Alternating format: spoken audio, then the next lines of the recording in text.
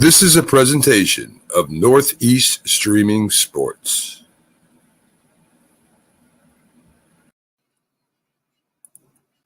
You're listening to TGI Sports Talk with your host Keith Angle on Northeast Streaming Sports.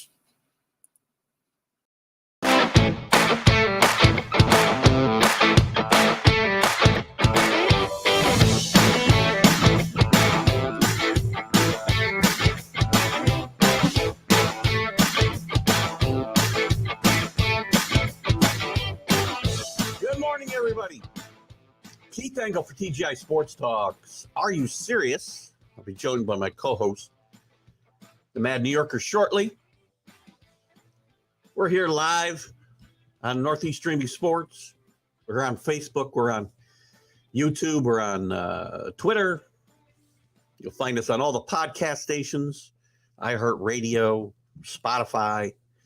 And don't forget to get those Roku devices, get them downloaded, get the Roku TV, get the connector that you need, whatever. This show will air today at noontime on Roku, and our other shows air periodically, most of them at noontime throughout the week. The college sports huddle, we'll call it right now, airs on Thursday at noon on Roku, and our stream of consciousness, our Sunday stream of consciousness, airs at noon on Sunday. Of course, all of those shows are live during the course of the week, and we are welcoming all of you in this morning. We will, good morning, Alan. How are you today? We'll welcome all of you in, as always. We welcome your comments as we get into the show. Welcome, and thank you to the groups that allow us to share this. Some of them are very, very, very accommodating, and found a couple of good new outlets this week, which I hope will stimulate viewing and followers. So we will continue along that path. Today, we're going to talk a lot about Deshaun Watson in the NFL, Baker Mayfield, what's next for him. Certainly Matt Ryan moving on, Marcus Mariota, Tyreeck Hill. We'll get into the Major League Baseball and some of the shortstop talk, the Aaron Judge contract issue. We'll also talk some more other things on baseball, and we'll dive into the NCAA, the Elite Eight. I was not good yesterday. By the way, I still have my Arkansas pick the future pick I made like 6 weeks ago is still alive. I didn't pick him last night. I picked Gonzaga. So on the show Wednesday night, I picked Gonzaga. I didn't do very well, to be honest with you, last night in the Elite Eight. I had picked Arizona, Gonzaga, Texas Tech, and Villanova. I did get one winner. So we'll look at those games quickly, and we'll give our picks for tonight's Sweet 16, and we'll also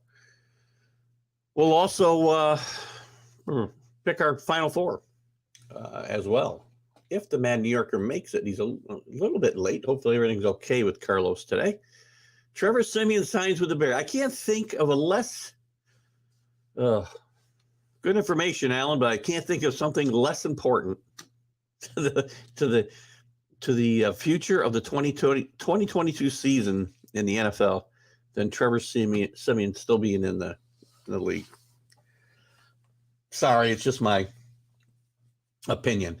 We're going to start out here today, and I want to start with football today, since Alan's brought that up, and we'll talk a little bit, and as soon as Carlos gets in here, we'll jump in with his opinions. God knows what they'll be, right? We're going to start with Deshaun Watson, and I can carry this on for a little bit. So we're going only maybe 20 minutes on the NFL, 15 and 15 on the MLB and the NCAA. Maybe not even 15 for the NCAA. We can probably wrap that up in 10. So let's start with where are we at in the NFL? We all know what happened with Deshaun Watson last week. I don't get this, by the way. By the way, he's not out of legal trouble. The Browns are risking a lot here. The Browns traded 3 first-round draft picks, 22, 23, 24, a third round, and I think 23, and two. Trying to read my writing here. And 2 4th-rounders in 22 and 24. Plus gave him a $45 million signing bonus. Gave him a contract for 5 years for $230 million, all guaranteed. And there's language, the way I understand it, in the contract. And I'm going to talk more about this on my vlog today. There's language in this contract that will protect the money if he should be suspended. Now, if something happens and Deshaun Watson gets, he's going to face suspension this year. It's a matter of how long. Remember, I guess the only similar case I can think of is off the top of my head is Ben Roethlisberger. I believe he got 6 games when he had this misconduct suspension. But something to keep in mind with Deshaun Watson is he's not clear. There's a second grand jury that's been paneled. And he's going to be indicted. Most likely. Maybe he has. Declines. I'm sorry. Grand jury declines to indict Cleveland Browns quarterback Deshaun Watson. All right. Well, that's better news. But there's still all of this. Once these civil trials happen, and they're going to happen, there's still a distinct possibility Deshaun Watson will not play this 5-year contract out. And if he doesn't play the majority of this 5 years, well, they've set themselves back many, many years. So I got to resend Carlos the link here. Oh, bear with me a second. So this puts them in a bad situation.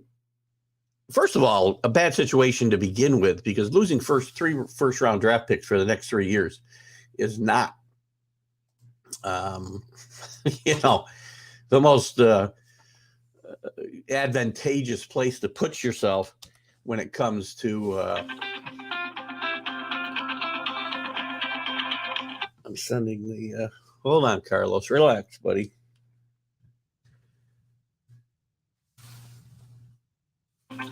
Bear with me a second, guys. Bear with me a second. God, Carlos, you gotta let me send. Hold on. Hey, Carlos, I just resent the link. Okay. All right? Talk to you in a second. Okay, bye.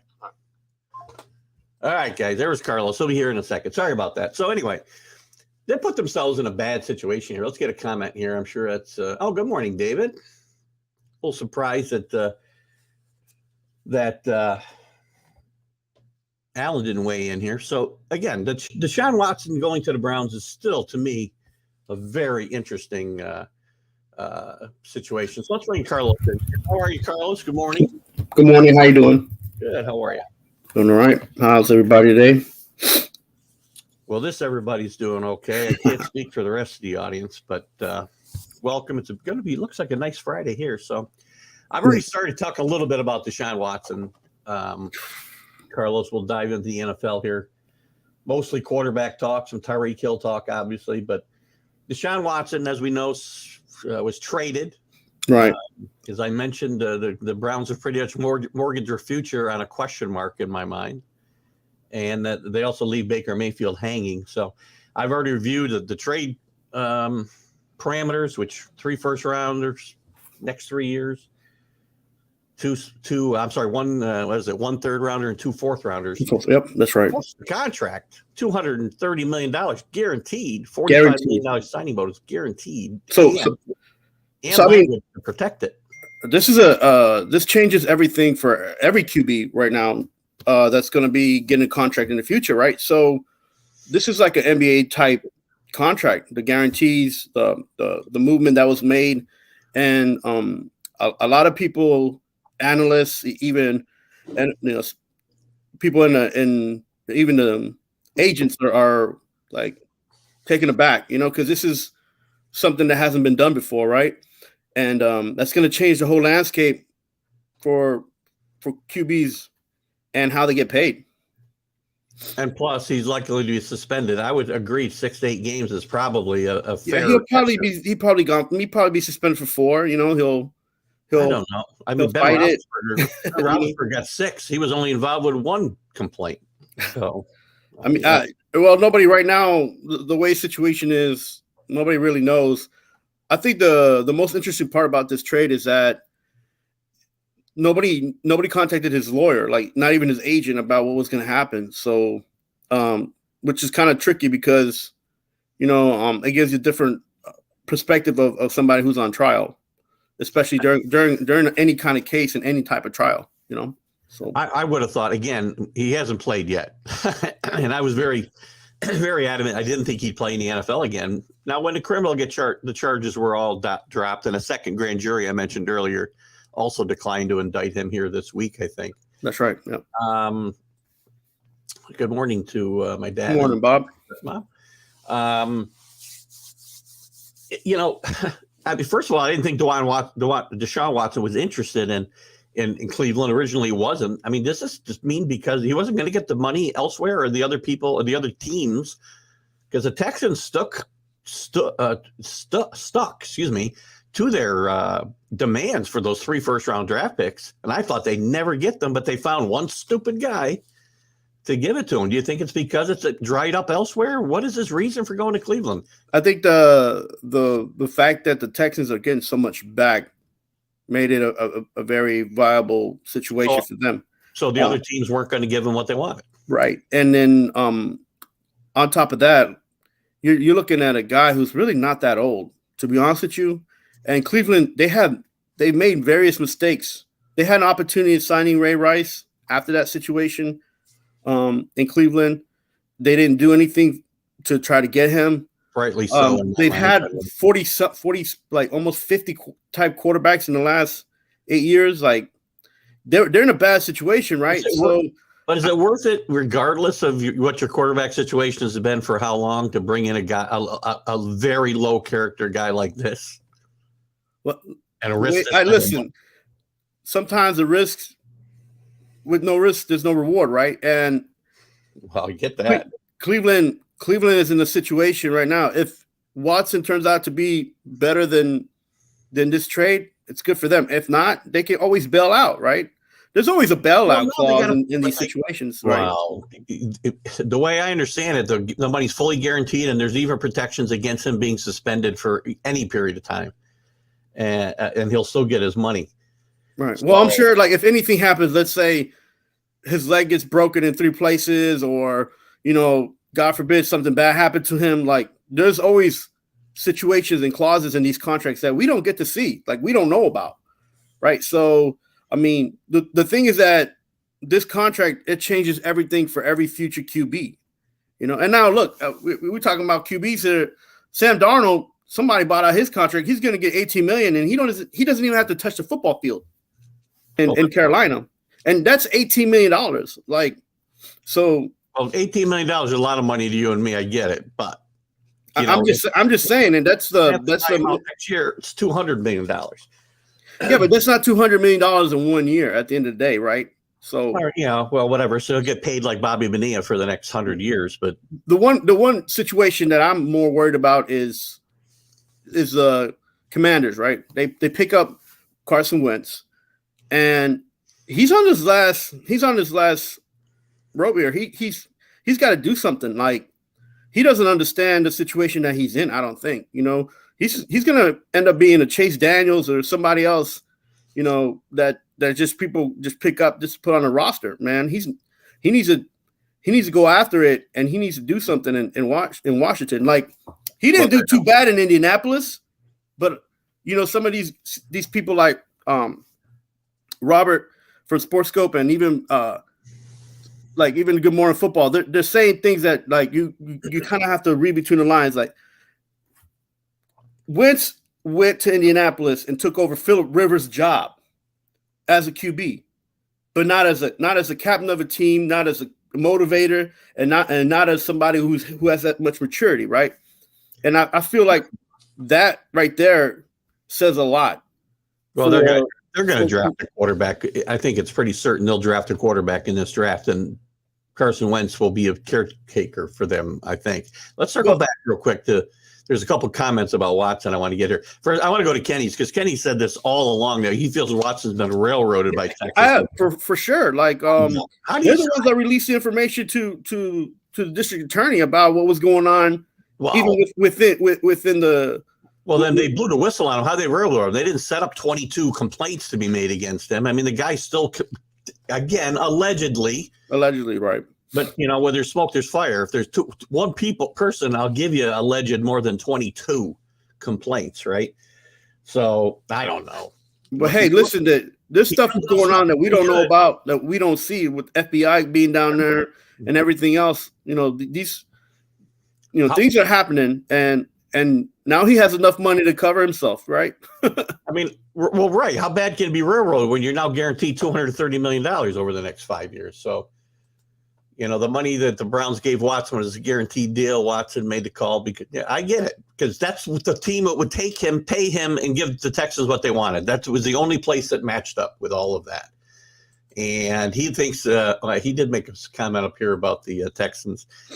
Maybe the Texans can build a good team. They haven't done very well with draft picks in the past, so I'm not so other than Deshaun Watson, I guess. Well, I shouldn't say that. They drafted Hopkins and.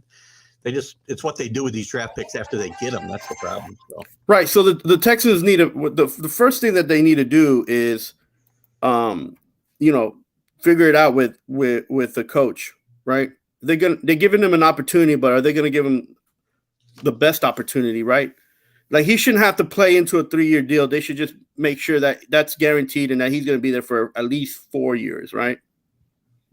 Look, I hope Deshaun Watson's a great talent. I hope some of this stuff is wrong. I just can't believe that, this guy is a nice guy who's fallen into a bad situation with 22 people giving him,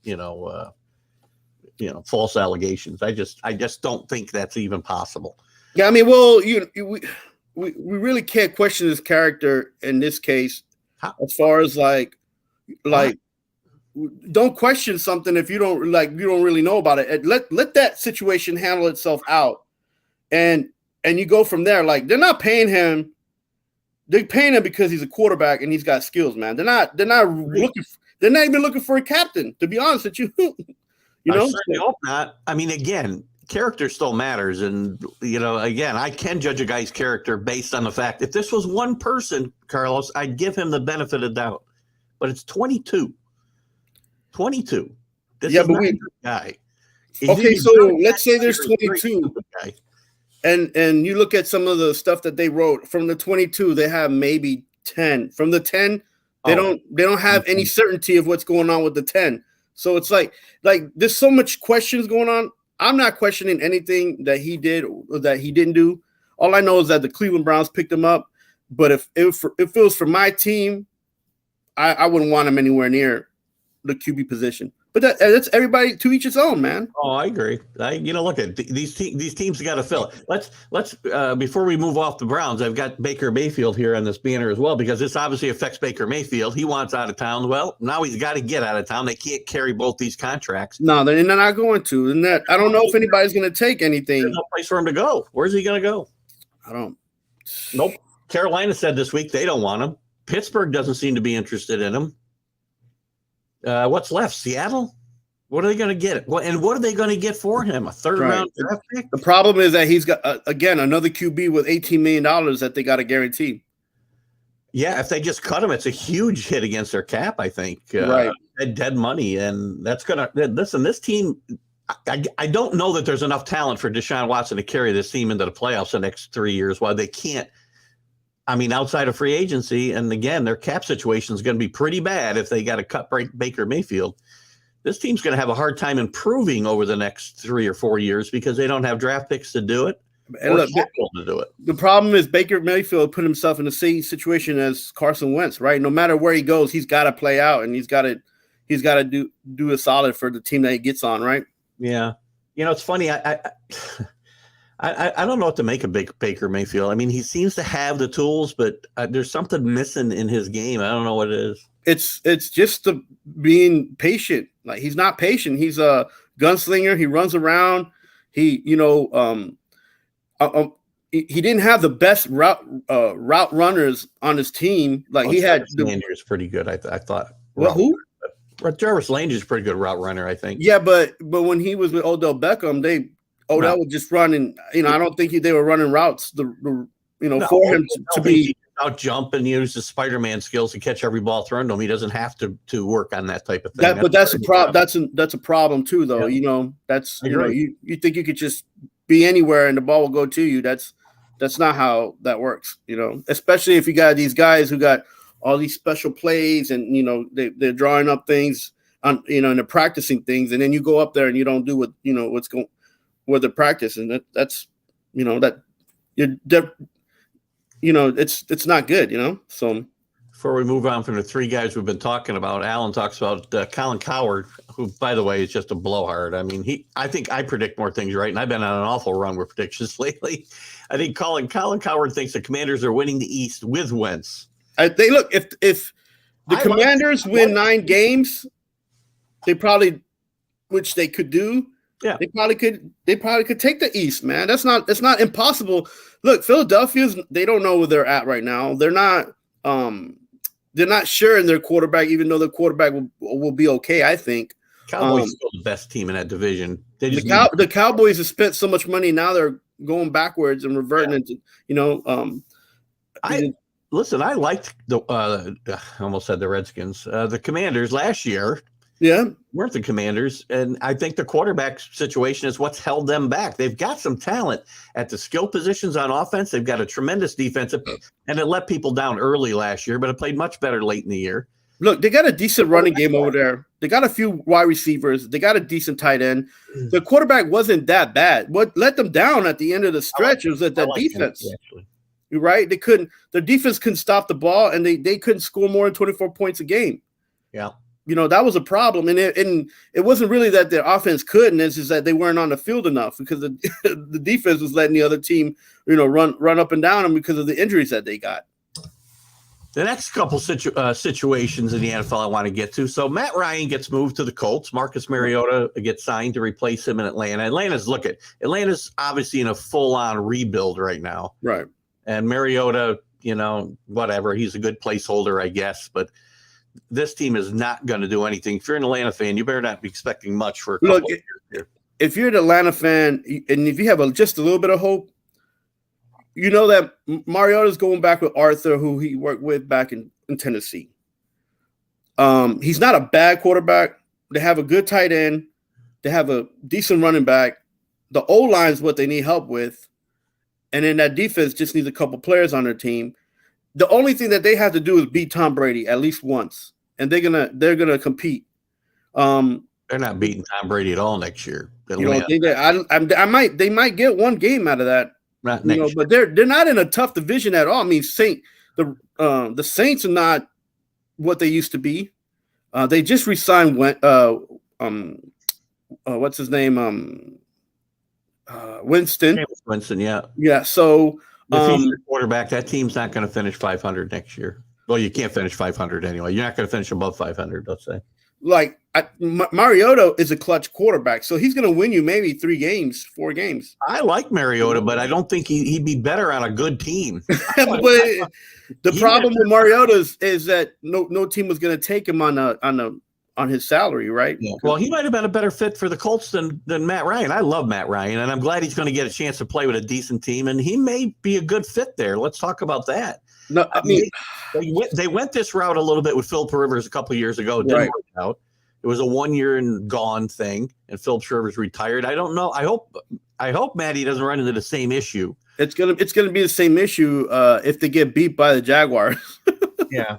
That division is right now owned by Tennessee. So, they got to figure it out, and they got to figure it out quick because they have a pretty good defense, right? Their defense has kept them in the games, but they got to score the points. And their plan is unlike the Falcons, their plan has got to be to win now because you got a 37-year-old quarterback. You got one of the fastest running backs in the league, but you got to create more than just a running, the running game that they have, which is just give the ball and hopefully he outruns everybody. If he gets injured, that running back Taylor, right? That's his name, Taylor. If he gets injured, He's not, that team's not going anywhere, right? Great player, by the way. Awesome. They need consistent, solid quarterback play, and I think Matt Ryan can give them. I think they will compete with the Tennessee Titans next year in that division, because Matt Ryan will give them some stability, a quarterback that they haven't had since Andrew Luck walked away. What's funny is that team reminds me of the Jaguars when they had Maurice Jones-Drew, right? He was running all over the place, and then he got injured, and what happened? The Jaguars couldn't score. Well, a lot of teams are a major injury away from from that. Let's talk about also Tyreeck Hill. This one surprised me a little bit. It came up pretty quickly that he was having a contract issue with Kansas City, and they didn't waste any time in saying we're not meeting those terms, and they got him out of town. Listen, if you're the New York Jets, you take a deep breath and you say thank the football gods, because you were not in play for him to be there at all. You're not ready. The Jets they have a project QB. Exactly.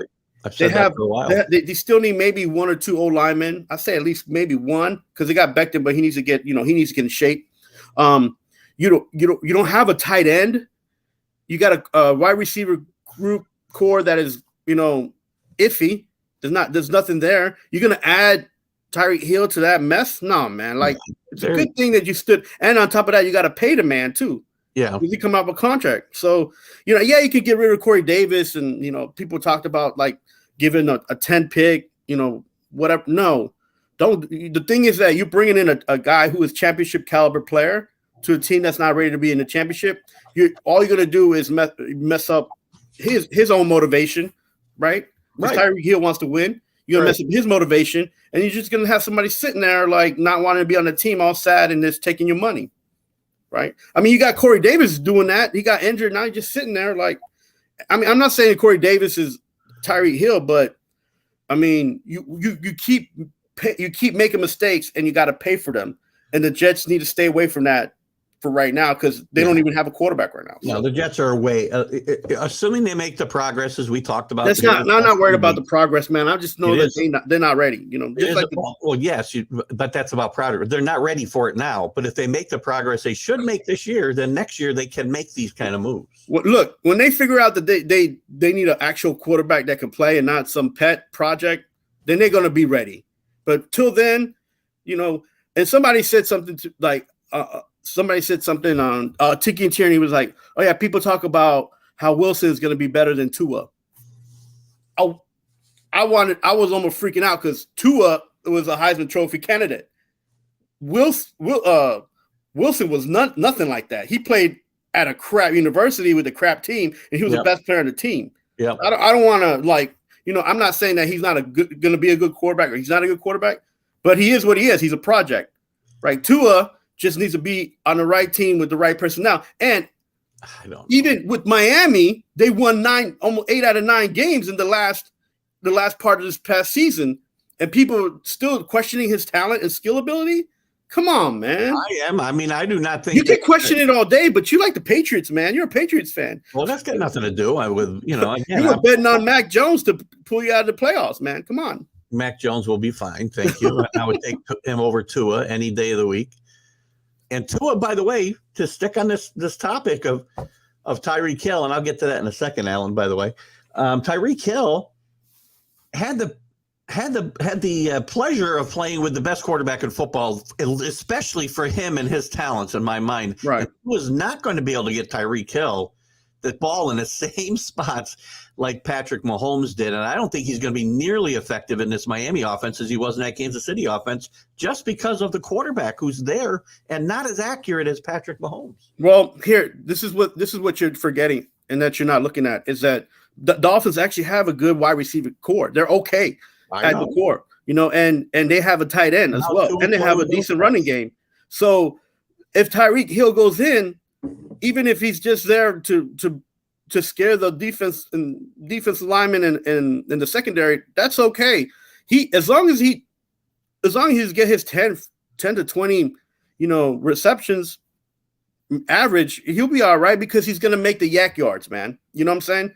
he's not there to be a Jerry Rice, man. If he gets the ball in the right places, like Patrick Mahomes did, he will be a yak guy. Yes, I think Tyreek Hill is so fast that they can dump the ball on him, and he gets an average of 10 to 20 yards, man. We'll find out. He's a great player, great athlete, but that system helped him a lot. You have to give that system some of the credit for Tyreek Hill's success. And if I'm wrong, we'll find out this year because they'll have the same kind of year in Miami. Now, from the Chiefs situation, I think they very quickly moved on because they'd already signed Juju Smith, as Alan pointed out here a second ago. Yeah, Juju Smith. That's good for Juju Smith, but I don't know if that's good for Mahomes, because Juju Smith is one of those guys he's not consistent, man, and he's been injured a lot in the last 2 years, So I do think Kansas City comes out, less of a. They're still a very competent offensive football team. Right. Obviously, there's a lot of talent on that team, but they do lose something without Tyreek Hill. He's just such a great talent. So Juju Smith is like a good, receiver for down plays, but you're looking at Tyreek Hill, who makes things happen, for his yak yards, and as well as, he's clutch. He's going to get you the extra yards, but he's also going to get you out of the situation if you're, even in overtime. Look what he did, he's clutch. Yeah. Well, Anthony talks about Tua not being able to throw the deep passes. Again, that's not as big a deal with ask Waddle how good Tua is, and then you'll. Again, he's not accurate. That's his biggest problem in my mind. Okay, but he could throw the ball. He's just not as accurate. He can definitely throw it, but if you can't complete it, it doesn't really matter. And Tyreek Hill maybe, again, can help that because he doesn't always go long. You said Tyreek Hill will catch the ball 5 yards from the line of scrimmage and get 30 more. So that may help him. We'll see. Alan did ask about the schedule. I believe the schedules are all out. Yeah, they were released already, yeah. Yeah, we'll talk about that on a future show for sure. Anthony will get in. And good morning, Anthony Price, for stopping in this morning. Let's see what Alan thinks they regressed. I think they will regress, even a little bit of regression. It's a very good point here by Alan. I talked about the fact there'll still be a very competent offense. They got to improve that defense. Well, but a little bit of regression in that West could put them in last place. Hey, Alan, listen, the Chiefs just got some draft picks, so we don't know what's going to happen there. Very good point. Very good point. So, and the regression, the Chiefs, they've always been consistent with the changes that have happened in the last 3 seasons. Yeah. They've always been, so they've lost players that were like, a huge part of their team, but they've always been consistent and had enough depth to balance it out. I'm not saying that Juju is Hill, but there's not that much regression in that wide receiver core. And again, like, you're gonna have somebody that at least is a decent route runner, right? So Mahomes can kind of like depend on that a little bit, where Tyreek Hill was just running all over the place. So, you get a different type of personality, but I don't think the regression is as much as people think that's gonna be. No, and if I'm wrong about the Hill Tua connection, and he takes Tua helps take Tua to the next level, then that AFC East is going to be just as tough as the AFC West, for crying out loud. It's going to be. Well, who's it going to be? AFC East? Who? The Patriots and the Dolphins? The Bills, Patriots and Dolphins. The Bills out there. I want, if the Bills are going to be better, they need to do it, and they need to do it fast, because even the changes that they made right now, they might be a playoff team, but they're still not deep enough to make that run.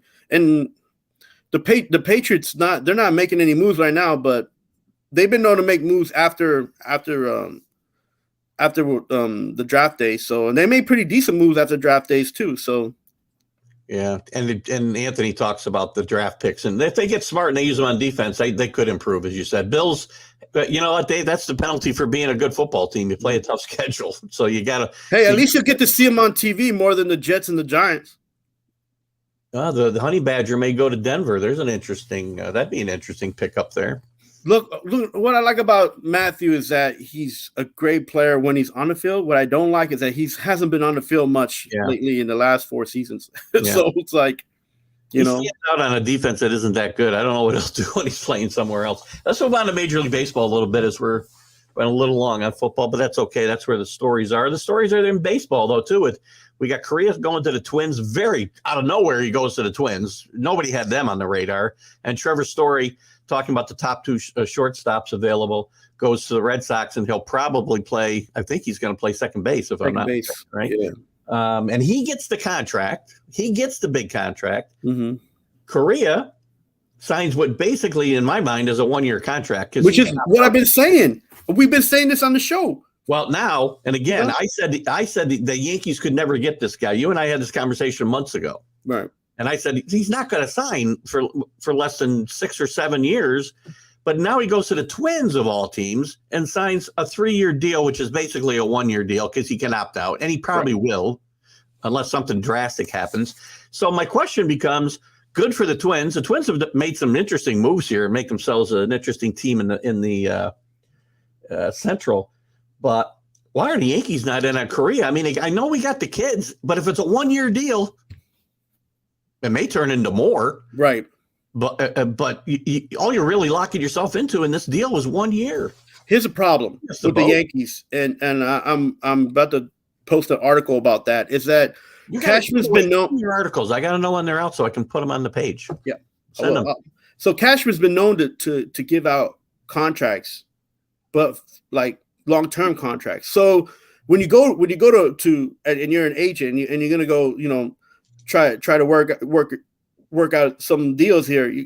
The players know that the Yankees have money and they're willing to, and they're not willing in dealing. They're just gonna try to get long-term contracts. So look at it. This is where Korea's going to settle for. Don't tell me he wouldn't have done the same thing in New York if they were going to offer it to him. Right, but the Yankees didn't offer it to him, right? They offered him something small, and he took it, and he got something smaller, but he got a bigger payout, right? He got smaller years and a bigger payout, and now he can go back to free agency, still at a young age, and make more money. This deal would have been perfect for the Yankees because but the Yankees got out of it after a year. Well, look, the agents know that the Yankees, the players in the Yankees, when they want to go to the Yankees, they want to go there long term as well, because players know that that's where the money is to stick with the Yankees, and that's where the possibilities of winning is. The winning can happen. So it's kind of a two-way. Yeah, I don't know, Dave. I'm waffling both on the Mets and the Yankees. I agree, and we'll get into them. As we start the season, probably next week. Well, maybe not next week. Probably the week after, once the season's getting underway. We're going to dive headlong into the Yankees and Mets on a whole show. So Cashman knows he can't make any more long-term deals, man. He's stuck already, man. He's got Garrett Cole, Stanton, and now he's working on the deal for Judge. And to be honest with you, if I'm Judge, I'll take the 3 with a 5 maybe on the back end of that. But I wouldn't. He's asking for 6 to 8 years, man. I don't know, man. If I'm the Yankees, I wouldn't take that. We'll move on to that in a second. That's one of my topics I want to bring up. So we'll move on in a second. Alan, I'm not sure if you're talking about the Yankees, the Mets, the Twins, or who. I know you sent me a message last time about the Texas record in the spring, and I'll be honest with you, I don't care. I don't care if teams win all their games or lose all their games in the spring. It just doesn't matter. So, again, whatever. Yeah, Bogarts will stay at shortstop. He'll stay at shortstop. But that's probably better for Story, too, and his back and whatnot. Less stress at second base. That and the Yankees, we'll talk about that in a second for sure. And Dave, your comment as well. So we'll move on to that real quickly. Since we're getting to that point, we need to move on. Anyway, let's talk. What next for Aaron Judge? They could not come to agreement on a contract before the arbitration deadline here this week. They were giving him 17. He wanted 20. Right. And Aaron Judge says he's not going to talk about this anymore when he shouldn't. Starts. And he's probably going to hit free agency. And the Yankees, I will say again, I know we're going to disagree. They are stupid to let him hit free agency because they're going to have to pay him more than they ever would have now. I mean, the Yankees can save themselves. The problem with the Yankees is that they're handicapped with this long-term Stanton deal. And they have a long-term deal with Cole. If they're going to put themselves in another long-term deal, they're questioning whether it should be Judge or not. And the answer is it shouldn't be Judge because we don't know what we're going to get. Who's it going to be? You don't have to have – here's the reality. You don't have to have a right fielder or center fielder be a long-term deal. You don't need a long-term deal. This is baseball. But you need this a face of the franchise, and he's the face of the franchise. Anybody can be the field. Anybody can be the face of the franchise. You let us not forget, Yankee fans, that we had Gary Sanchez, Gleyber Torres, and Judge in an All-Star game a few years back. Okay, Sanchez is gone because we saw that his talent wasn't where he's supposed to be. Gleyber is halfway out the door because we see that his talent ain't where it's supposed to be. And Judge, if Judge comes next, let the hammer fall to where it should. And if Judge is the one that's next has to get out, fine. But you don't pay players for what they're not going to do. You pay for what you hope they're going to do, right? And Aaron Judge right now he's just an if. Too much of a if. What if this happens? What if that happens? Look, he might be a top selling jersey guy for the last 2 seasons, but you got to look at what we had the last 3 seasons. We had COVID for 2. So, and it's the first time he's played over 70 games last year for a long time. Come on, man. That's a bit of an exaggeration. Come on, look, you don't know what you're gonna get, and if you're gonna anybody, that's true. But if you're gonna give out that kind of money, you better make sure it's a better bet than someone like Judge. Even though he's grown up in the system. Everybody, he's a nice guy. He's got a nice grill, big body. And look at the end. You can make anybody the face of your franchise at the end of the day. That doesn't matter, man. The face of your franchise. You can't make. He's not going to get us to a championship. Then get him off the team. That's what it means to be a Yankee. You got money. Get the players here that need to be here. If you say you got the youth, bring them up. Don't worry about what anybody has to say, and get to a championship run. This right now is staggering. We don't have enough pitching to begin with. This is more of the Yankees going back to the old George Steinbrenner model, which, by the way, Hal Steinbrenner is not George Steinbrenner. Yankee fans, get over it. This is a new era. Why are we going back to George's tactics where we give everybody else's players the money but not our own? Because the demographic shows that men over the age of 40 in New York miss that. They want that. But at the end of the day, demographics is just about trying to find out who you're going to appease and how much money you're going to get from these guys. That's all. It's business. It's all business. You need to show the same love to your players as you show to the other team's players. And that's what the Yankees fell into in the 80s with George. He did it time and time again, didn't pay his guys, paid other guys, and it didn't work until he got suspended and they were able to come back and rebuild this team without George. They tried to make Ellis be the face of the face of the team. How did that work? It didn't work. They gave him a huge contract. Huge. He spent half his time in the minors and the other half on the couch, and he made out like a bandit. Come on, man. I didn't hear who you said. Ellisby? Oh. Yeah, exactly. Yeah, we're going to eat those words. You want another Ellisby? No, and again, but that backs up my argument. They wouldn't give the money to Robbie Cano, and he had his own problems, but they give it to now I can't say his name anymore. Jacoby Ellsbury. Thank you. Yeah. But again, the same situation I just talked about. They fall in love with other people's players, give them the money, but not their own guys. Cashman's big problem right now is that the players know that he's giving out long-term contracts. That is the biggest issue that the Yankees cannot get away from. And if they do this, if they sign Judge for 7 years, again, they're going to have players try to bamboozle them to get on this team and not help the team. They're just taking checks. We say no to those guys and pay our own guys. That's what we do. Look, the minus you cannot. You cannot go out and be like, okay, this 18-year-old is going to be good, and now he's 22 years old, and you did the same thing you did for Aaron Judge. You held him back so long just to not pay him, and now you gotta eat the bad stuff, take the good with the bad, and now you got to pay the guy. And I'm not saying that he doesn't have any value. I'm not saying he hasn't done anything good for the team. All I'm saying is that for the future, it's not good to pay someone that much money, and think that he's going to give you that much value. Look, the Stanton deal should be an eye-opener for anybody and everybody in baseball. Alex Rodriguez and the Giancarlo Stanton deal should be an eye-opener.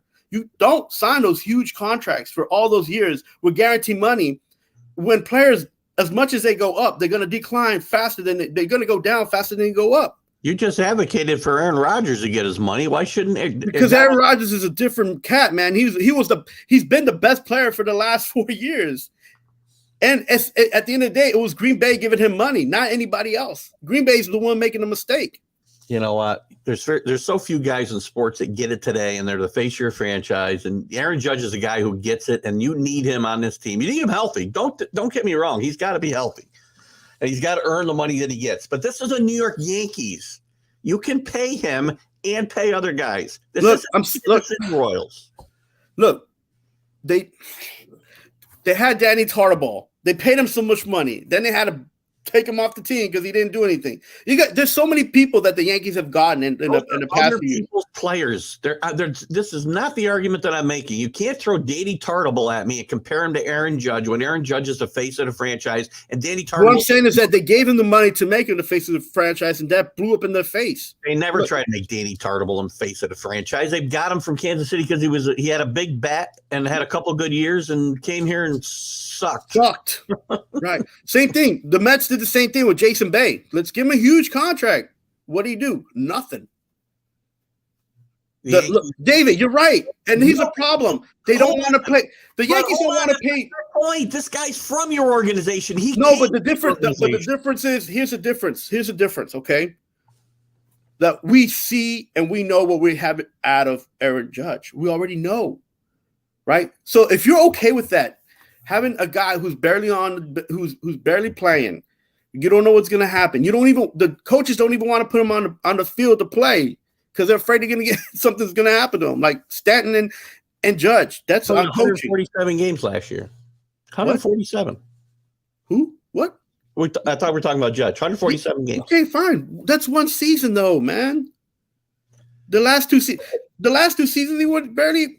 I totally agree with this comment that you need to build around your young players in the minor leagues. Aaron Judge was one of those guys, and now he's not. But we already know what he is. Get paid, but we already know what he is. That's the thing. Look, you can pay a right fielder $5 to $10 million, or you can pay Aaron Judge $30 million. It's business, man. Come on. I agree, it's a business, but again, these guys who you bring up and you nurture and you build up their reputation within a city and make them the face of your franchise. Now you need to pay them. You don't let them walk. That's my point. Look, the Yankees have handled this situation every which wrong way as possible. Because the kids who are coming up are going to see what they do with Aaron Judge, and it's going to affect the negotiations down the road, assuming Volpe and I don't want to hear these guys' names until they're freaking on the field. Hold on, just a second. What I'm saying is, let's just assume it for a second that they're what we think they are. Peraza, Volpe, whoever else you want to talk about.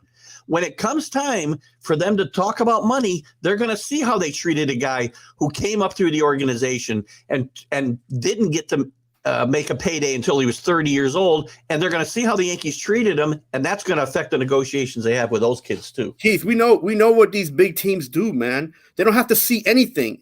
They'll have to just get on the field and make their money. That's it. You're a baseball player. Go out and play baseball. That's it.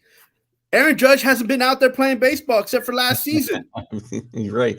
We're probably going to get to that point, depending on what happens here. Good point by Alan, by the way. Bobby Bonilla is a poster child for the guys that we talked about before, and he's still getting paid. Smart. Yeah. By the way, Bobby Bonilla might be the smartest man who ever played. No, not him. His agent or his agents, whoever. Right. Who got him? When is Bobby Bonilla Day? That you know what, the Mets should have some fun with that. We talked about it. They should have a day, hand him a big check, and he should come out and throw the pitch out every year. He gets paid on January. What is it? June 23rd or something like that. Yeah, I don't know what else. What else is going on in baseball that we want to chat about? Did I have any other before we move on to the NCAA? If you guys have some comments, you can certainly put them up. I thought I had one more. Did somebody say something about the Mets? We'll talk about that next week if there's free agents left. I don't like this. The Ghost Runner, it's never going to go away, apparently. It's going to last again this year. Again, to me, it's not baseball once you're doing this stuff. I mean, at the end of the day, look, some people just don't want to be at the ballpark for more than 4 hours, man. Well, then don't go to a baseball game. I mean, because any game could end up being 4 or 5 hours. Now, 9-inning games should not be 4 hours, but there's rules in place that you can just enforce, and the game pace will improve. But that's don't put these rules in under the and also do it disingenuously and tell me it's to protect the players. Just stop. That's another thing, man. There's too many players on the injury list nowadays.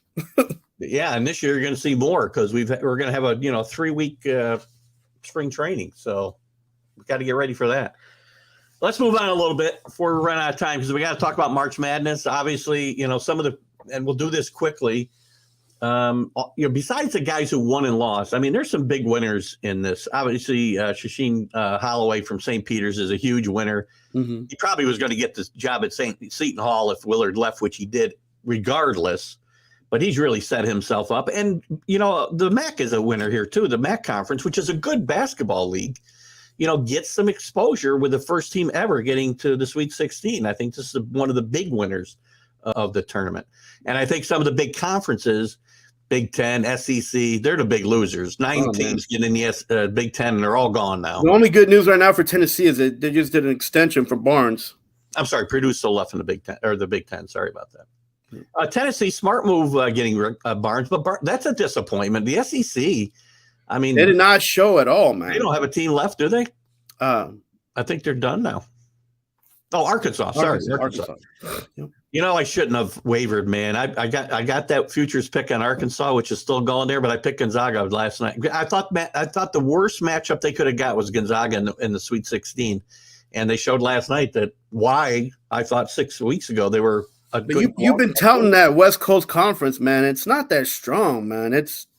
Well, look, Gonzaga beat themselves last night for sure. I mean, I can't say much because the SEC has come out short, bro. So even though they had a lot of great basketball this past season, they did not prove it at all in the tournament. I will tell you this, though. I said last night on my show Wednesday night that the winner of Arkansas Gonzaga was going to win the national championship. So that means I think Arkansas is going to win 3 more games. And I think Arkansas Duke's an interesting matchup in that's going to come Saturday. That's going to be a fun game. We'll talk about that here as we go. Let's jump into that. So before we run out, are there any winners or losers, big winners or losers that you want to throw out there before I kind of move on? I just want to say right now I'm on the leaderboard of your bracket tournament challenge. Well, all right. Well, good for you. There's only 4 of us, so it's I'm not leading any pools that I'm in. What's the prize? What's the prize money for it this time? You'll get to keep coming on the show on Friday. $5,000. You'll get to keep coming on the show on Fridays. Let's jump into the Elite 16. Again, last night we obviously missed last night's games, but I will freely admit, as I did when we started the show, I was 3 for 4 wrong last night. I actually picked Gonzaga against my early championship pick of Arkansas. So I'm glad Arkansas won. I did want them to win, but I didn't think they would. I had Texas Tech stopping Coach K's fantastic run. I mean, it'll be wonderful. Again, I would like to see Coach K in one last Final Four, but I thought he'd get beat last night. Arizona, I thought would be too much for Houston, who I thought was one of the more overrated teams, and the computers all love them, but people don't watch them. I told you I saw them in I was watching the Maui Challenge that happened in Vegas, and they did pretty good up there. So I was totally wrong on this team as they go to their they're in their second or third he was in his third Sweet 16 in a row, Kelvin Sampson, and now he's looking to go to his second Final Four. Hey, heck of a coach, man. He knows how to pick them, man. He is a very good coach, and he always has a deep bench. Yeah, he always has a deep bench. I did have Villanova right. I did have Villanova right over Michigan last night. Yeah, well, Villanova. I mean, that's a good team, man. That conference played hard too. They had good basketball games too. So let's look at tonight's games, and we'll pick our winners, and we'll pick our Final Four. So the first game is St. Peter's over Purdue. St. Peter's has had a great run. Again, the first MAC team. St. Peter's first tournament they've ever won a game in. And the MAC's getting their first Sweet 16, hoping to get their first Elite 8. I think it ends against Purdue. I think Purdue's just too big. Yeah, and too good on offense. And they have that issue with defense, but they're long, man. They're a long team. And the thing is that they're long and they're quick. So I think that's what they don't have that coordination to play that good of a defense because they're so young and long, but they get there eventually, right? Like if you slow the game down for them, that's worse.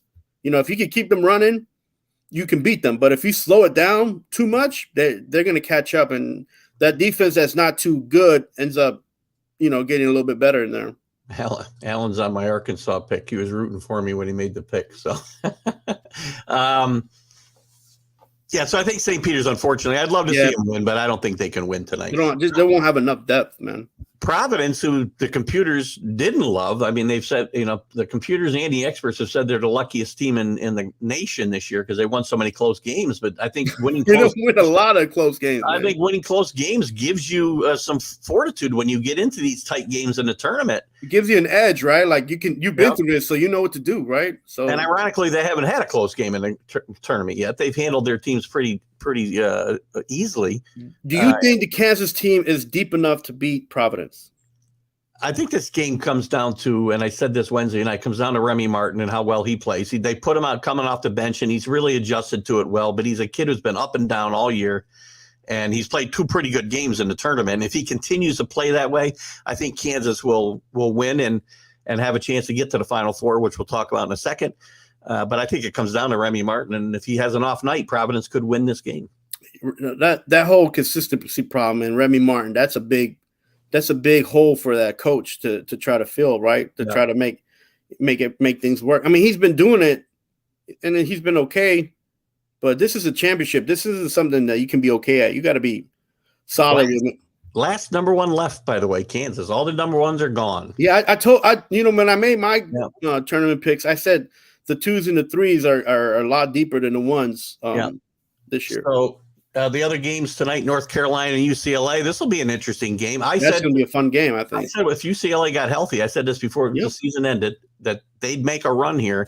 And I think UCLA is just going to have a little bit more. North Carolina's been on a nice run. People talk a lot about the 25-point lead they blew against Baylor. But look, at the end of the day, you beat the number 1 seed. I mean, that's what really matters. It doesn't matter how you did it. It matters whether you won, and you won. Well, it's not as much as Hubert Davis coaching as much as it is these guys getting confidence. Yeah, beating Duke at Duke.